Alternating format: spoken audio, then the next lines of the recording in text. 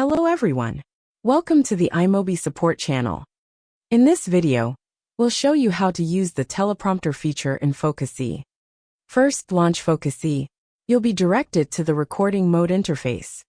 Click the teleprompter icon in the bottom right corner to open it. You can either type your script manually or paste in a prepared text. Use the toolbar to adjust your teleprompter settings.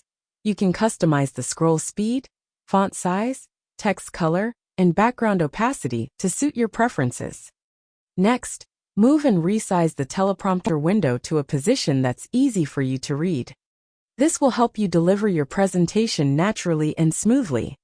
Once you've selected your camera, microphone, speakers, and recording mode, you're ready to begin recording.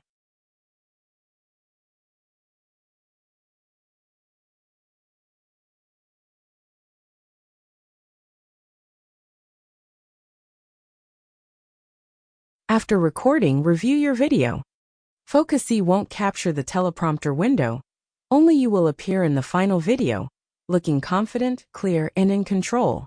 Thanks for watching, and enjoy smooth professional recordings every time with FocuSee.